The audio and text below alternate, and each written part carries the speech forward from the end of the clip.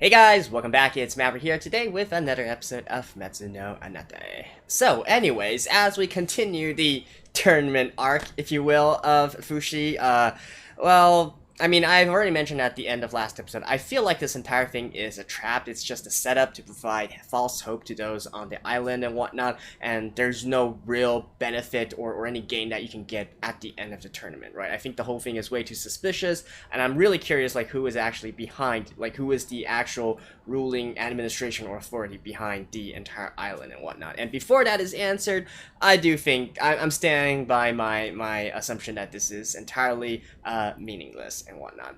But at the very least, Fushi has increased his own abilities by a little bit, right? He now has the ability to transform into Pioran as well, though I would have to say that's quite ironic and just in time, right? Since it seems that a certain Hayase has also found her way on the island and is out for Fushi. So, anyways, let's see how we go from here. Alright, let's begin in... Okay, I actually skipped the opening because this episode started out with the opening. So, let's just begin right in the episode in 3, 2, 1, play. Alright. I finally fixed my second monitor, so I can use my second monitor again.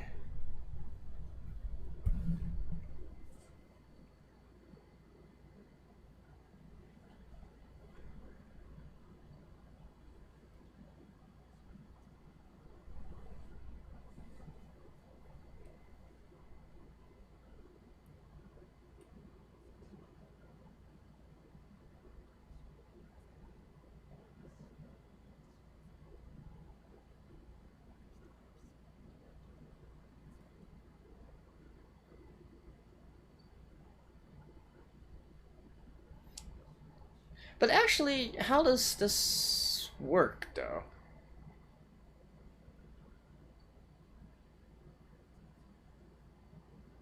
Because Fushi wasn't actually near Perona when she died, right?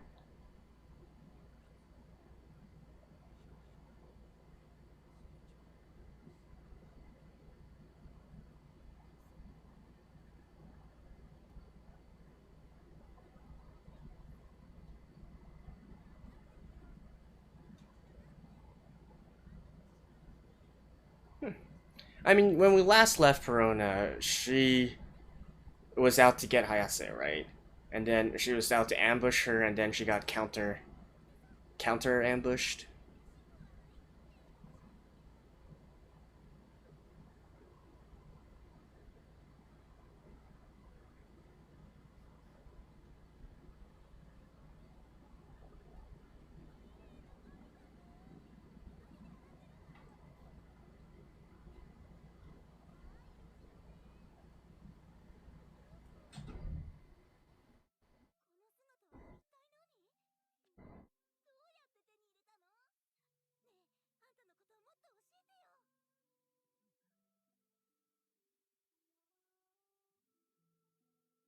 Okay, now we're gonna learn about her.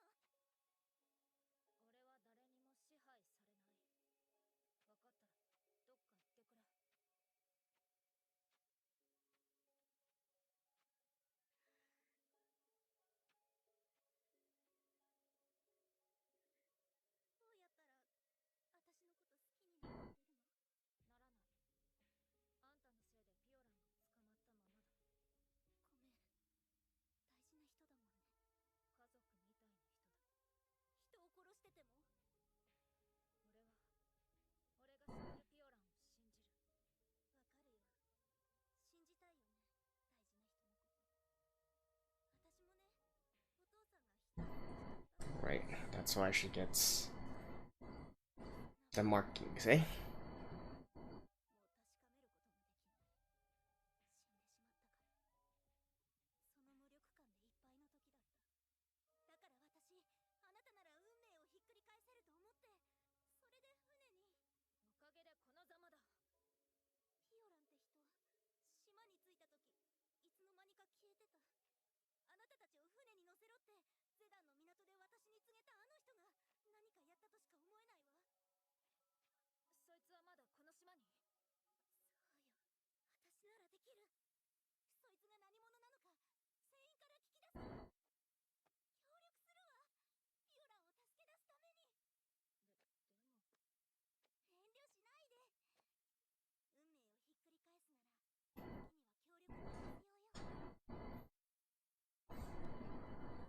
I mean, that's certainly a pragmatic attitude.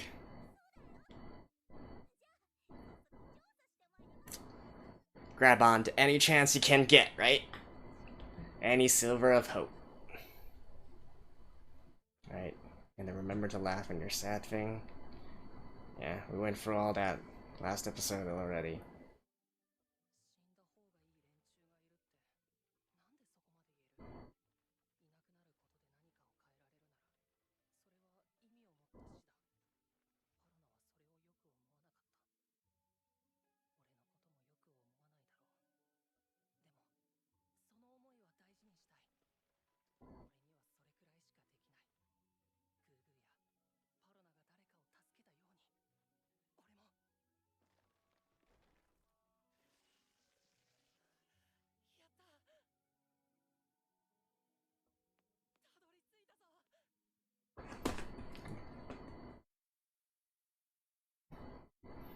I'm quite interested in Pioran's story.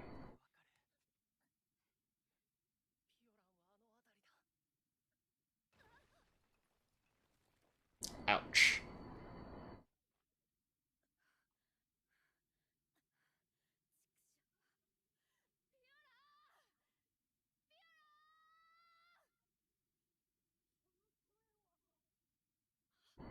And what? Nobody is around?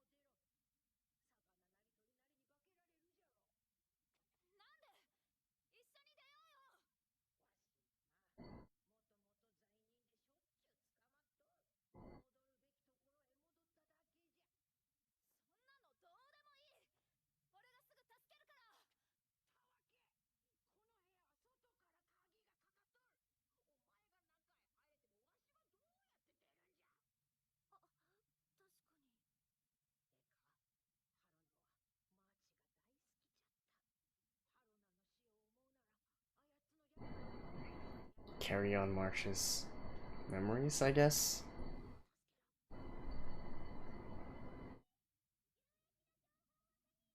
Where are all the guards and whatnot? Like, they...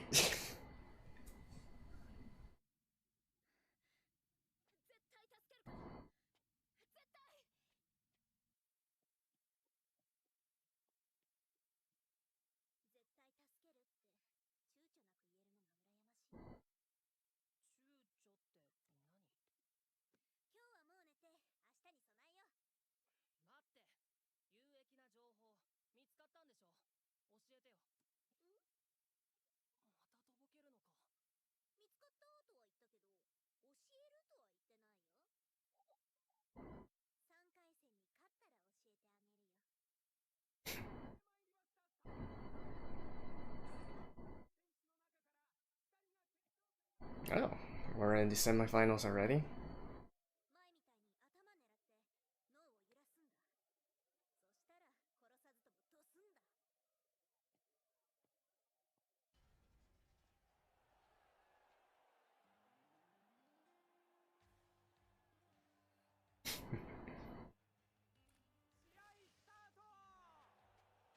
Oh, I feel like this guy also knows martial arts. Yep.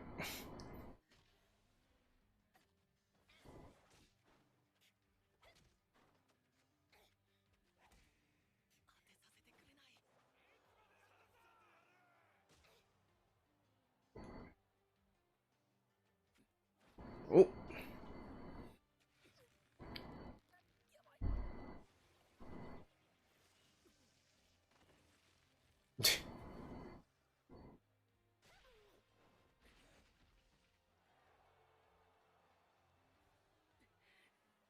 Oh, that was right on the jaw, and he didn't get.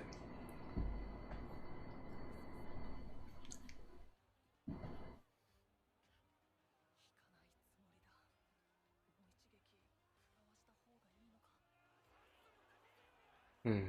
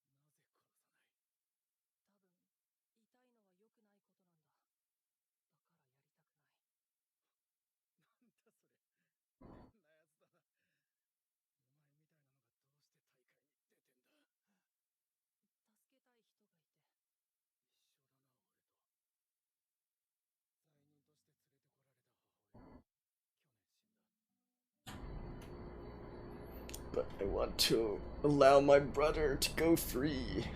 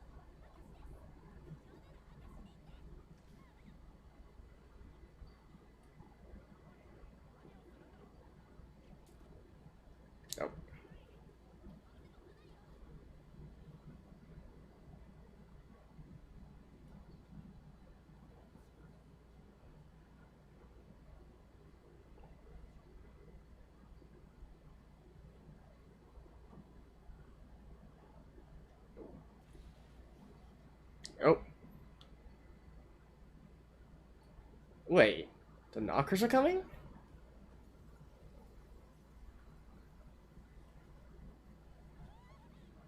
Oh, yep, there it is. Oh, and he's got Gugu's memories now.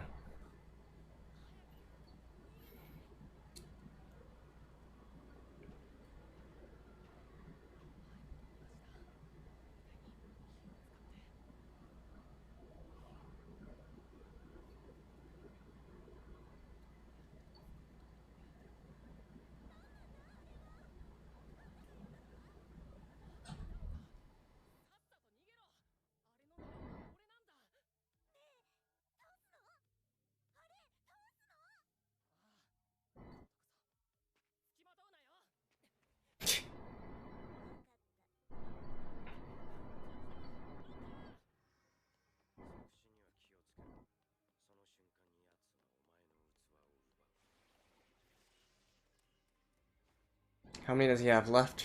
Two, three, four? I think four at this point.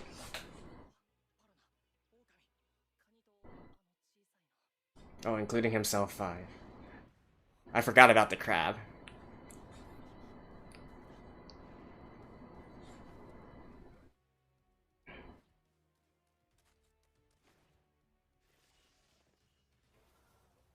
Oh, nice.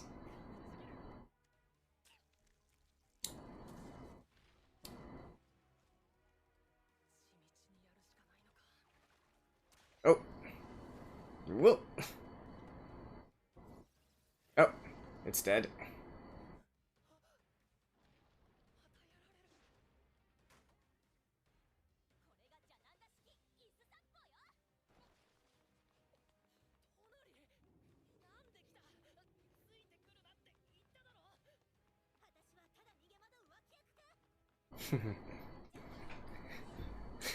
That's some nice breaking the fourth wall.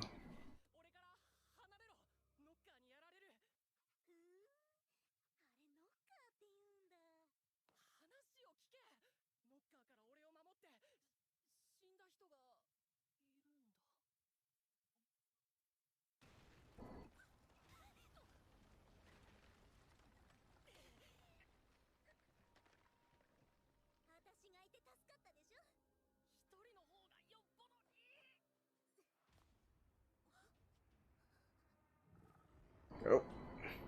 Ooh. Man, they're able to hold on.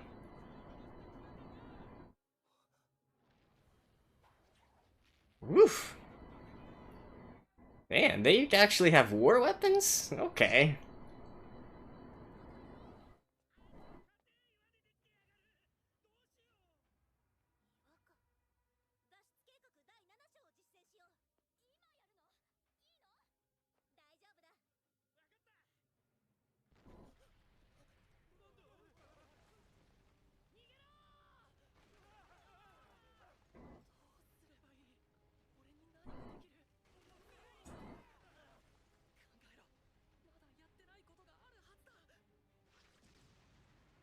Ooh, explosives as well.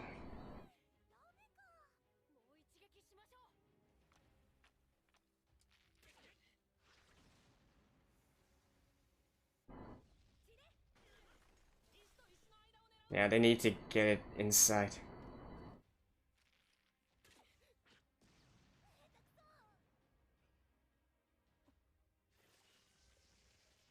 Oh, yeah. Piranha should be a sharpshooter.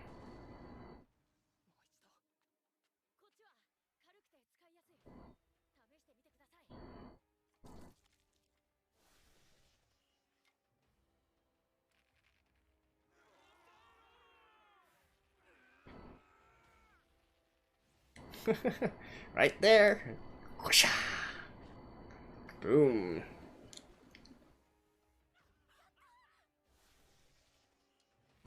Oh, and now he has, yeah, he has infinite.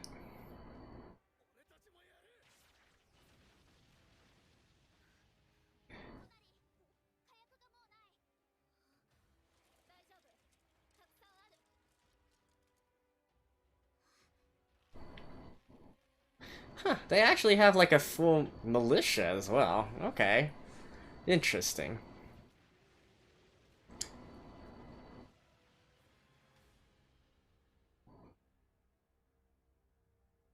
Did they actually defeated them?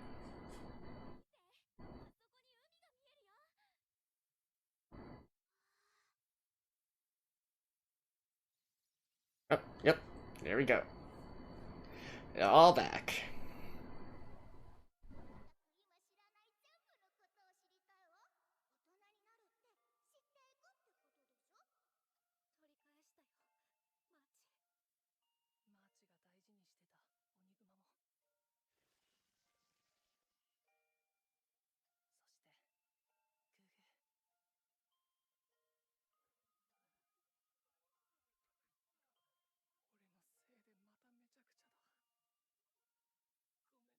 Yeah, I kind of feel like this place is way messed up even with or without you, dude.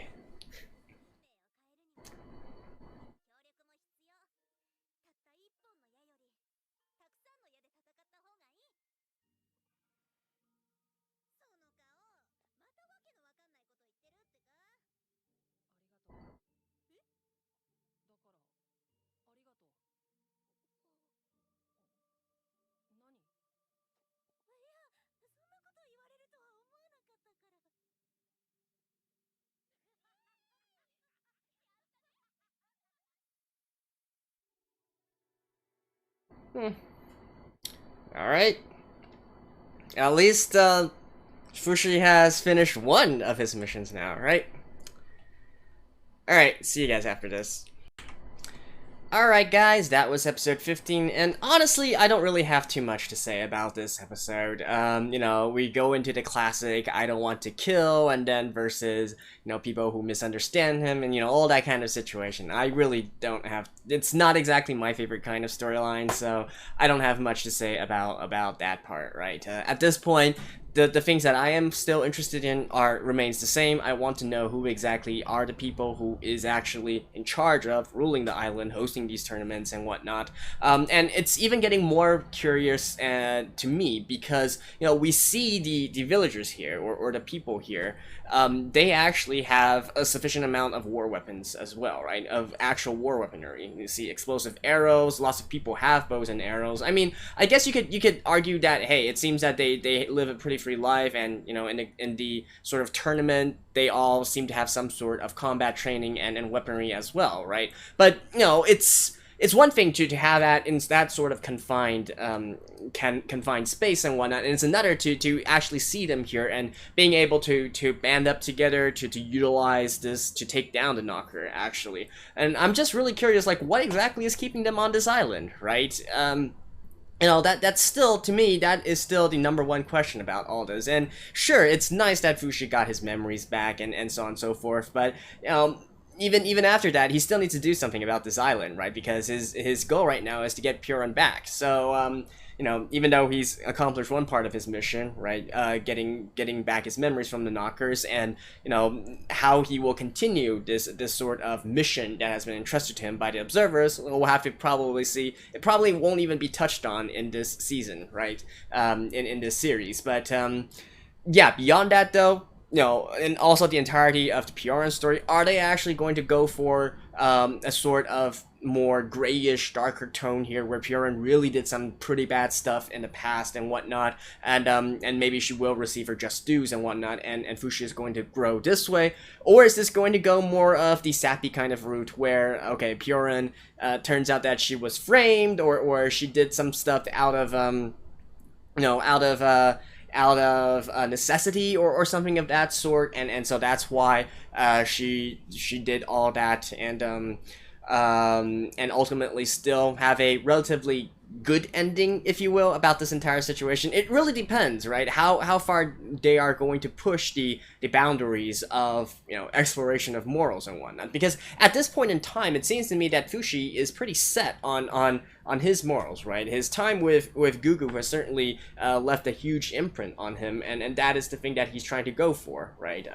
This sort of hero, you know, hero justice kind of guy, and, you know, not wanting to kill, not wanting to harm things, Though it kind of makes sense, doubly so for him. I can acknowledge that, right? Because he actually feels the pain of creatures and whatnot.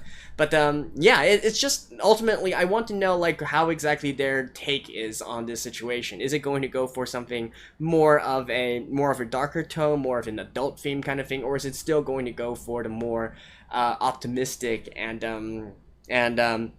cheerful, hopeful kind of feel to it, right? I guess it really all depends on what we make of Pioran's story, which I do believe that we will probably get to by the end of this season. I don't know if this is the very last arc of Fumetsu no Anata. I will assume it is so, right? We still have, I think this goes on for 20 episodes, right? Or is it 22? 2 full seasons? Actually, I think I remember it went for 20, but in any case, at least within this arc, I feel like we should receive a conclusion to the entire Pioran situation, like what exactly she did in the past, what's happening, and hey, maybe that will also cause a fundamental change within Fushi as well, and how he views things, how he treats things. Certainly, the other character here, of course, we obviously need to also figure out Tonari and what exactly she's trying to do and her entire story. So, she did have a family member that was a criminal. I mean, that much was obvious. So what exactly is he trying to do here, right? I do kind of feel that she strikes me as this type of person who is going to cling onto hope, right? She saw Fushi. She believes that Fushi is her ticket out of the island. You could say that it's a sort of selfish kind of thing, but on the other hand, you could also argue that, hey, it's human instinct to go for survival, right? It seems that Tonari certainly wants to travel the world, explore the world, and learn about many different things, and so on and so forth. So, I can't really blame her for trying to take seize of this kind of opportunity. Although I have to say, she's not exactly doing a very good job of trying to befriend Fushi as much as she might say so. So, yeah, we'll have to see, right? Maybe she still has her own reservations about Fushi as well, right? Maybe she's still, just because she was raised in this kind of environment, she's still not entirely trusting of Fushi's ideals and so on and so forth, right? That could also be a possibility here, but at the same time, there's always another voice in the back of my head that's going like, probably we will learn eventually to like Tonari's character, or at least she has a sufficient sob story for us to sympathize for her or whatnot. But then, after all that, they're probably just gonna kill her off anyway. So, I mean, I don't know, man. Sorry, guys, but I'm just being pragmatic about this situation here. So, we'll have to see. Anyways, that's it for episode 15 of Fumetsu no Anata. I will see you guys next time. Bye-bye.